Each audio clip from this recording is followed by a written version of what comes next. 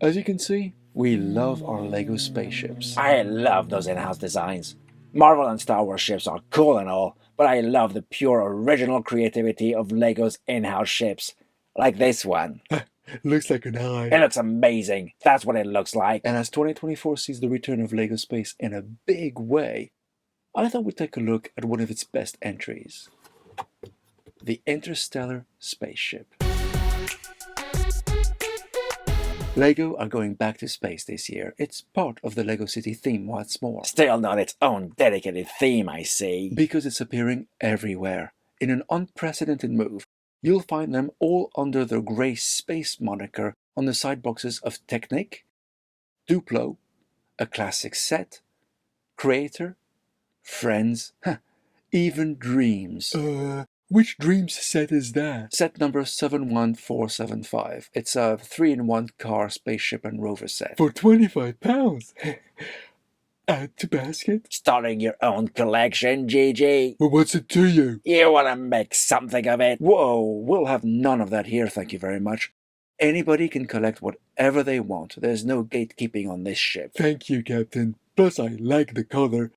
Think you'll be getting them all? I don't know. Just like the previous waves, I've got my eye more on the new suits than the sets themselves. Well, except for this one, of course. Always love new spaceships. Indeed. This one ticks so many boxes. For one thing, it looks great, it's eminently affordable, and on top of that, there isn't a sticker in sight. Well, wonders never cease. But enough chatting. Let's bring it to the void so it can build itself and see what makes it tick. Oh, I love it when the pieces assemble themselves. This set is comprised of 240 pieces, and Aaron Newman, the designer, made great use of the parts he had to work with, creating a lovely, sleek ship with an interesting, deceptively simple feature around the back. That's how that ship gets to initiate ludicrous speed. The way it works is incredibly clever. We've already seen how the horizontal segment ends in a round tail part. Now, the red pyramidal part is placed upside down on top. Just press down on the central round 2x2 brick, and the propulsion system at the back opens up. Shame you have to manually put those extensions back when you're done. It's a tiny set, McCluck. For its size, and considering how this is a model aimed at young kids, it's a remarkably well-executed play feature. I love that there's no stickers. All the new parts are actual prints. My favorite is the translucent screen. Yeah, I can see you adopting that for your own outpost computers. It may well, if LEGO make it available on their online Pick-a-Brit store, that is. Think that might happen? It usually takes about 6 months for parts to start appearing there, so I guess we'll find out around June, July. The main thread running through this theme is the acquisition of crystals to charge up special batteries. That's right.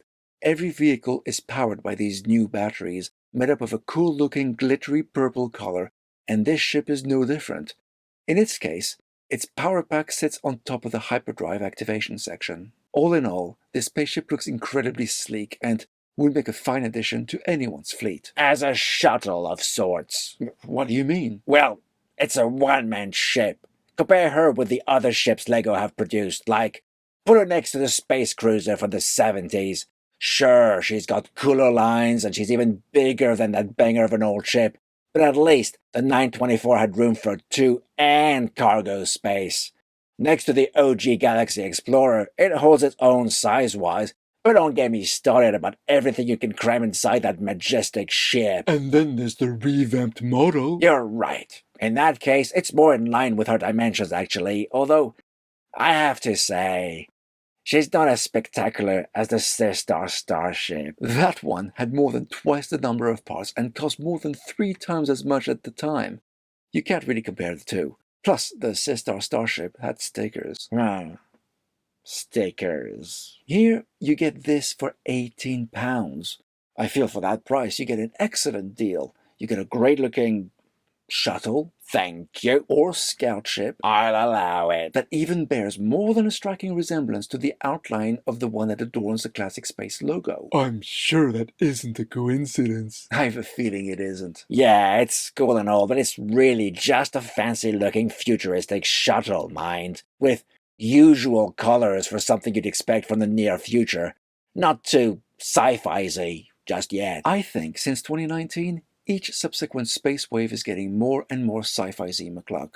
The one from that year was very realistic, and there was no sign of the classic space logo anywhere. Then in 2022, we got fancy new outfits bearing that logo, even though everything still felt grounded in the near future. Wasn't NASA involved with those sets? LEGO were inspired with the forthcoming Artemis mission for sure, and that was even stated on the boxes, even though one of the features of that theme was the discovery of extraterrestrial microbial life, which obviously hasn't happened yet. And now, for the next wave, the outfits have changed once again, as we can see in this set's included minifig. Of which there's only one. Yeah, that was a disappointment. I feel it's made up for it by how cool the new spacesuit is. Oh, you guys know how much I love 2022's neo-classic space outfits, right? You couldn't stop talking about them. Well, this time, they firmly moved away from representing currently existing tech, offering a highly detailed torso, front and back. Even the legs got a little bit of printing love. The logo's pinned on the top right of the uniform. Just like the ones from 2022, making it blend seamlessly with them. At least this one's got the logo. The previous spacesuits were the only outfit from the 2022 wave that didn't. Yeah, that was a puzzling omission, but they made up for it with this one. And the other sets of this wave also come with the same suit, but in different colors. Indeed. Seems we've got blue ones, green ones, and yellow ones. You know what I like? Tell me. Is that these figs harken back to the early days of LEGO Space, where it was all about exploration. There were no factions, nobody had any weapons, they were just explorers uncovering the mysteries of the unknown. Yeah, I love that too. Bet you can't wait for these outfits to appear for sale on the online Pick-a-Brick store. You got that right. Now, this minifigure can have a small backpack of sorts fitted onto it, capable of attaching something by a single stud. And do they have something that can attach to it? You bet they do. A pretty massive jetpack. Also powers by one of those batteries. Cool though all this is, it's not perfect. It's close, but there are just a handful of downsides. For one thing, that ship has no landing gear. Not asking for anything major since it's such a small ship, but it's literally got nothing. You land it straight on the hull. Just like Benny's huge spaceship. The sister starship had a landing gear of sorts. She did. And even the ships from the 70s had landing gears too. It's a puzzle to me why there's nothing there. But it's a minor quibble, really. The worst omission is there's nowhere to attach that jetpack drone device when it's not being used. There's only room inside the cockpit for the pilot, and there's nowhere on the ship to strap it on. That tells me that's one part of the set that will easily get lost. Exactly. But apart from that, for £18, $20 or €20, you get a great swooshable ship with no stickers, and there's even a cool play feature. I'm awarding the Interstellar Spaceship 3.5 tentacles. So, that's all for us for today. Do let me know what you think in the comments, and we'll chat to you again next time.